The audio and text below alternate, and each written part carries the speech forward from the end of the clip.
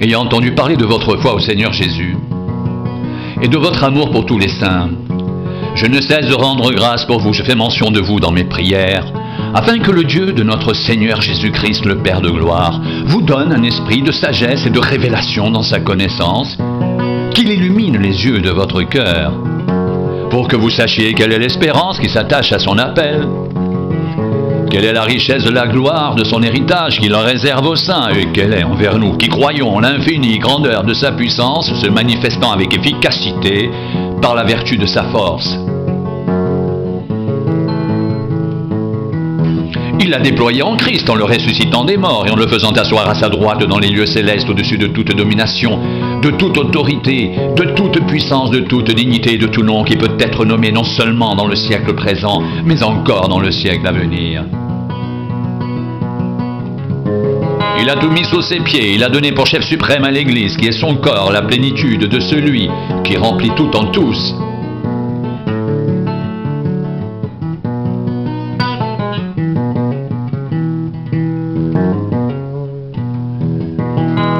Vous étiez morts par vos offenses et par vos péchés dans lesquels vous marchiez autrefois, selon le train de ce monde, selon le prince de la puissance de l'air, de l'esprit qui agit maintenant dans les fils de la rébellion.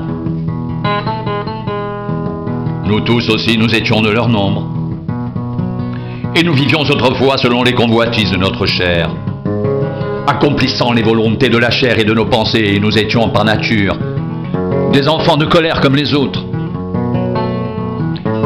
Mais Dieu qui est riche en miséricorde à cause du grand amour dont il nous a aimés, nous qui étions morts par nos offenses, nous a rendus vivants avec Christ.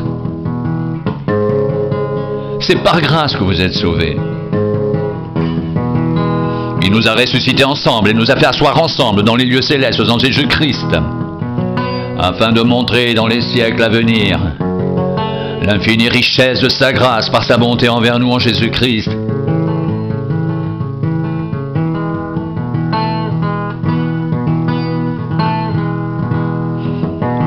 Car c'est par la grâce que vous êtes sauvés, par le moyen de la foi. Et cela ne vient pas de vous, c'est le don de Dieu. Ce n'est point par les œuvres, afin que personne ne se glorifie.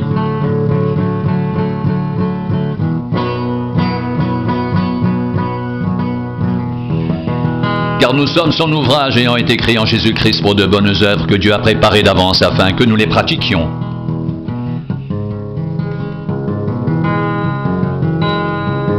C'est pourquoi vous, autrefois païens dans la chair, appelés incirconcis par ceux qu'on appelle circoncis et qui le sont à la chair par la main de l'homme,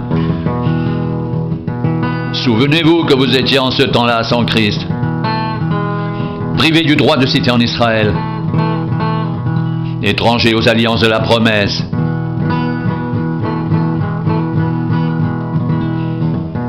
sans espérance et sans Dieu dans le monde. Mais maintenant, Jésus-Christ, vous qui étiez jadis éloignés, vous avez été rapprochés par le sang de Christ. Car il est notre paix, lui qui des deux n'en a fait qu'un et qui a renversé le mur de séparation, l'inimitié, ayant anéanti par sa chair la loi des ordonnances dans ses prescriptions. Il a voulu créer en lui-même avec les deux un seul homme nouveau en établissant la paix, et les réconcilier avec Dieu l'un et l'autre en un seul corps par la croix, en détruisant par elle l'inimitié. Il est venu annoncer la paix à vous qui étiez loin, et la paix à ceux qui étaient près. Car par lui, les uns et les autres, nous avons accès auprès du Père dans un même esprit.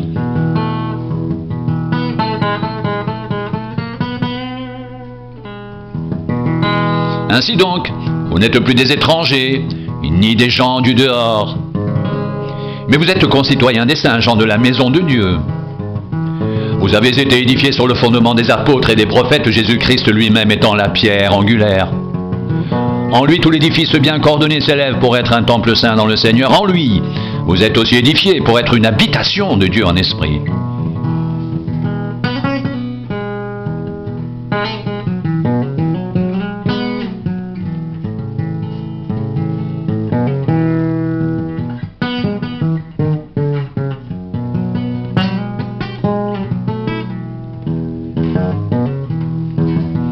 À cause de cela, moi, Paul, le prisonnier de Christ pour vous, païens, si du moins vous avez appris comment je fais part de la grâce de Dieu qui m'a été confiée pour vous. C'est par révélation que j'ai eu connaissance du mystère sur lequel je viens d'écrire en peu de mots. En les lisant, vous pouvez vous représenter l'intelligence que j'ai du mystère de Christ. Il n'a pas été manifesté aux fils des hommes dans les autres générations comme il a été révélé maintenant par l'Esprit aux saints apôtres et prophètes de Christ. Ce mystère, c'est que les païens sont cohéritiers, forment un même corps et participent à la même promesse en Jésus-Christ par l'Évangile dont j'ai été fait ministre.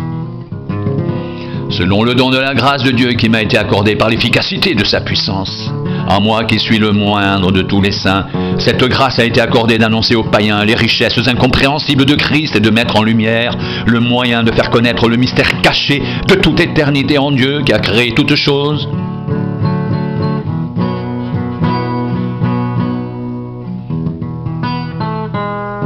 C'est pourquoi les dominations et les autorités dans les lieux célestes connaissent aujourd'hui, par l'Église, la sagesse infiniment variée de Dieu.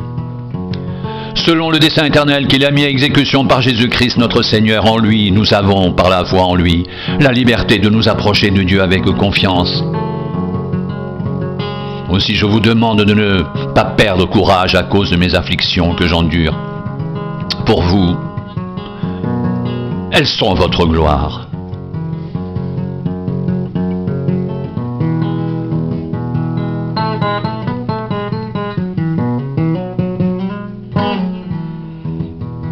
À cause de cela, je fléchis les genoux devant le Père de qui toute famille dans les cieux et sur la terre tire son nom, afin qu'il vous donne selon la richesse de sa gloire, d'être puissamment fortifié par son esprit dans l'homme intérieur, en sorte que Christ habite dans vos cœurs par la foi, étant enraciné et fondé dans l'amour, que vous puissiez comprendre avec tous les saints quelle est la largeur, la longueur, la profondeur et la hauteur, et connaître l'amour de Christ qui surpasse toute connaissance, en sorte que vous soyez remplis jusqu'à toute la plénitude de Dieu. Or, à celui qui peut faire, par la puissance qui agite en nous, infiniment au-delà de tout ce que nous demandons ou pensons, à lui soit la gloire dans l'Église et en Jésus-Christ, dans toutes les générations, au siècle des siècles. Amen.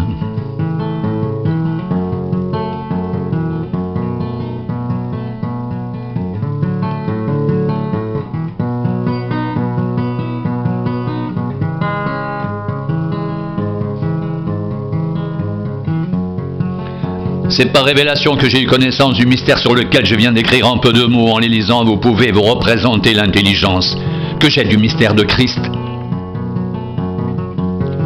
Il n'a pas été manifesté aux fils des hommes dans les autres générations comme il a été révélé maintenant par l'Esprit aux saints apôtres et prophètes de Christ.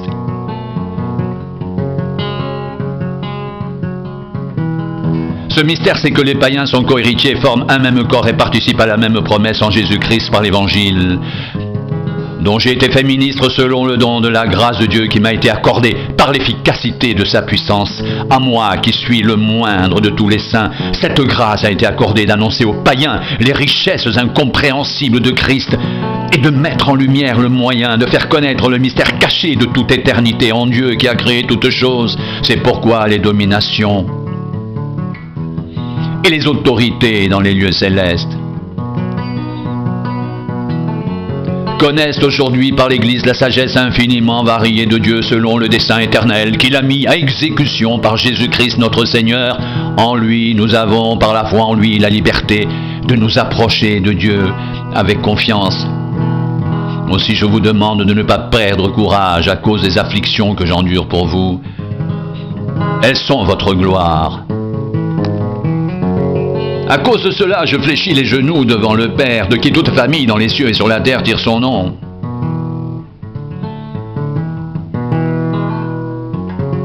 afin qu'il vous donne selon la richesse de sa gloire d'être puissamment fortifié par son esprit dans l'homme intérieur, en sorte que Christ habite dans vos cœurs par la foi, étant enraciné et fondé dans l'amour, que vous puissiez comprendre avec tous les saints quelle est la largeur, la longueur, la profondeur et la hauteur, et connaître l'amour de Christ qui surpasse toute connaissance, en sorte que vous soyez remplis jusqu'à toute la plénitude de Dieu.